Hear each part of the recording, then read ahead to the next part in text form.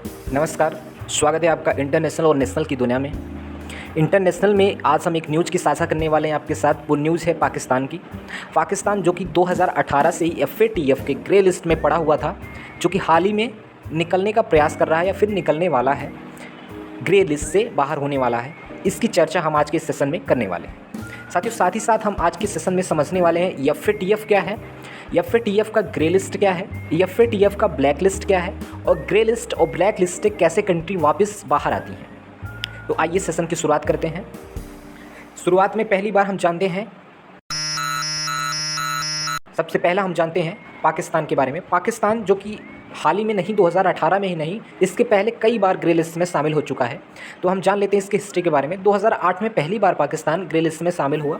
2008 में तो शामिल हुआ, साथ ही साथ 2009 में बाहर भी आ गया। उसके बाद फिर 2012 में फिर से शामिल हुआ और 2016 में फिर से आउट हो गया। फिर 2018 में फिर से शामिल हुआ ग्रे लिस्ट में, और अभी तक ग्रे लिस्ट में ही पड़ा हुआ है और अनुमान लगाया जा रहा है कि 2022 तक ये वापस आ जाएगा। साथियों, ग्रे लिस्ट में आखिरकार क्यों डाला जाता है, आइए पहले इसको हम समझ लेते हैं। जैसे कोई भी उदाहरण के रूप में हम ऐसे समझते हैं, जैसे कोई भी आदमी अगर किसी को कुछ लोन देता है, कुछ पैसा अगर उधार देता है, तो वो सोचता है कि वो जो पैसा दिया गया है वो अच्छे कामों में उपयोग में लगे। अच्छे कामों से मेरा मतलब ये है कि वो पैसा कहीं किसी को मारने पीटने, ड्रग खरीदने या फिर किसी को कुछ गलत चीज़ों में ना दिया जाए, जबकि उस पैसे का उपयोग कहीं अच्छे कामों, कहीं घर खरीदने, सड़क बनवाने, परिवार की हेल्थ के लिए या फिर बच्चे की पढ़ाई के लिए, इन सब सारी चीज़ों के लिए अगर दिया जाए। साथ ही उसी प्रकार से ही जो हमारी वर्ल्ड बैंक है, IMF है, ADB है, ये बैंक्स जब किसी कंट्री को लोन देती हैं तो फिर वो यही आशा करती हैं कि ये जो लोन दिया गया पैसा है वो किसी गलत काम में ना करा जाए। किसी गलत काम में ना करा जाने का मतलब मेरा ये है, उसे ना किसी मनी लॉन्ड्रिंग में करी जाए, ना ड्रग्स सप्लाइंग में करी जाए, ना ही टेररिस्ट फाइनेंसिंग में करी जाए। तब किस में करी जाए? उस पैसे का उपयोग कहीं हेल्थ सेक्टर में करी जाए, मेडिकल सेक्टर में करी जाए, ट्रांसपोर्ट सेक्टर में करी जाए, डेवलपमेंट में करी जाए, इकोनॉमिक सेक्टर में करी जाए। आपके जितने भी कंट्री के डेवलपमेंट के लिए है चीज़ें, उसमें करी जाए। यही उद्देश्य होता है वर्ल्ड बैंक, IMF, ADB, इन सब बैंकों का किसी कंट्री को लोन देने का। जब अब माइंड में क्वेश्चन ये बनता है कि अगर कोई कंट्री ये पहले वाले डायरेक्शन मतलब टेररिस्ट फाइनेंसिंग, मनी लॉन्ड्रिंग में अगर उपयोग कर दिया तो होता क्या है? साथियों, वही होता है जो कि पाकिस्तान के साथ हुआ है। क्या हुआ है? पाकिस्तान को ग्रे लिस्ट में डाल दिया गया। यही चीज़ कोई भी कंट्री अगर करती है तो उसे फिर से ग्रे लिस्ट में डाल दिया जाता है। तो बात समझ में आई होगी। बात क्या समझ में आना चाहिए कि अगर कोई कंट्री गलत डायरेक्शन में, मनी लॉन्ड्रिंग में या फिर टेररिस्ट फाइनेंसिंग में किसी लोन को या पैसे को उपयोग करती है तो फिर उसको हम ग्रे लिस्ट में डाल देते हैं। ग्रे लिस्ट में डाल देने का मतलब मेरा ये है कि उसे वॉच करते रहते हैं, और अगर 2-3 बार उसकी प्रक्रिया यही चलती रहती है तो उसको हम ब्लैक लिस्ट में डाल देते हैं। अच्छा, अब ये ब्लैक लिस्ट और ग्रे लिस्ट डालने से मतलब क्या है, उससे पहले हम समझ लेते हैं ब्लैक लिस्ट और ग्रे लिस्ट है क्या।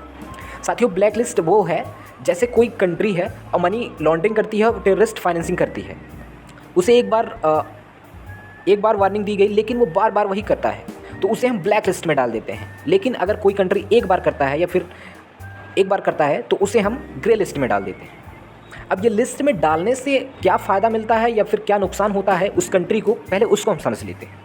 साथियों, जब हम किसी कंट्री को इस लिस्ट में डाल देते हैं तो इकोनॉमिक सैंक्शंस लगा दिए जाते हैं उसके ऊपर। इकोनॉमिक सैंक्शंस का मतलब मेरा ये है कि वो जो ट्रेड है उसमें प्रभावित होता है। जैसे IMF, वर्ल्ड बैंक, ADB, इन सारी चीज़ों से लोन मिलना भी बंद हो जाती है। दूसरी बात, तीसरी बात क्या है? रिडक्शन इन इंटरनेशनल ट्रेड हो जाता है, मतलब जो इंटरनेशनल ट्रेड होता है उसमें बहुत ज़्यादा कमी आ जाती है। चौथी बात क्या है साथियों? इंटरनेशनल बायकॉट कर दी जाती है उस कंट्री के प्रोडक्ट को। ये इतनी सारी चीज़ें हैं आपकी जो डिसएडवांटेज होती है, कंट्री को झेलना पड़ता है लिस्ट में आने से। अब हम साथियों चर्चा कर लेते हैं FATF की। तो ग्रे लिस्ट और ब्लैक लिस्ट जिसके अंदर आता है वही है FATF। FATF एक फाइनेंशियल एक्शन टास्क फोर्स है, एक संस्था है, कह लीजिए एक इंटर गवर्नमेंटल बॉडी है, एक इंटरनल गवर्नमेंटल बॉडी है जो कि इंटरनेशनल रूप से कार्य करती है। इसमें 37 कंट्री हैं जो कि 1989 में बनाया गया। कब बनाया गया? G7 समिट के दौरान पेरिस में। और क्या भारत भी इसका मेंबर है? जी बिल्कुल, भारत भी इसका मेंबर है और मेंबर 2010 में इसको मिला मेंबरशिप। और तो एफएटीएफ इसी कार्य को ही देखती है, इसी कार्य का परीक्षण निगरानी करती है, आप समझ लीजिए, वास करती है कि कोई कंट्री अगर लोन ले रही है किसी वर्ल्ड बैंक से, एडीबी से या फिर आईएमएफ से, तो वो जो पैसा लिया गया है वो कहीं गलत डायरेक्शन में तो यूज़ नहीं कर रही है। इसी का ही वॉचिंग करता है कौन, आपका एफएटीएफ। एफएटीएफ क्या करता है, जितने भी लोन लिए गए हैं उसको सही डायरेक्शन में यूज करा जा रहा है, फिर गलत डायरेक्शन में यूज करा जा रहा है, इसको देखता है। अगर गलत डायरेक्शन में यूज करा जा रहा है तो उसको लोन नहीं मिलेगा ग्रे लिस्ट में डाल देने से। ग्रे लिस्ट में अगर वो चला गया तो वो उसको फिर लोन देने से कोई भी कंपनी, कोई भी बैंक कतराएगी। ठीक, पहली बात। दूसरी बात क्या है, आइए थोड़ी हिस्ट्री समझ लेते हैं एफएटीएफ की। एफएटीएफ बनाया गया 1989 में। इसके प्रेसिडेंट करंट टाइम में है डॉक्टर मार्कस प्लेयर, जो कि जर्मनी के रहने वाले हैं। अब बात कर लेते हैं, क्या कोई ब्लैक लिस्ट में भी पड़ी हुई कंट्री है? जी, 2 कंट्री ऐसी है जो कि ब्लैक लिस्ट में पड़ी हुई है। पहली कंट्री है ईरान, दूसरी कंट्री है नॉर्थ कोरिया, जो कि ब्लैक लिस्ट में पड़े हुए हैं। चलिए आगे देखते हैं, आगे क्या देखेंगे हम। आगे देख लेते हैं कि जो हमने पहले आपको बताया था कि ग्रे लिस्ट और ब्लैक लिस्ट से कैसे कंट्री वापस बाहर निकलती है। तो ग्रे लिस्ट में अगर 37 कंट्रियों में से 12 कंट्री ने उसके कंट्री के फेवर में वोट कर दिया तो वो कंट्री ग्रे लिस्ट से बाहर हो जाती है। और फिर ब्लैक लिस्ट से बाहर होने के लिए क्या ज़रूरी है?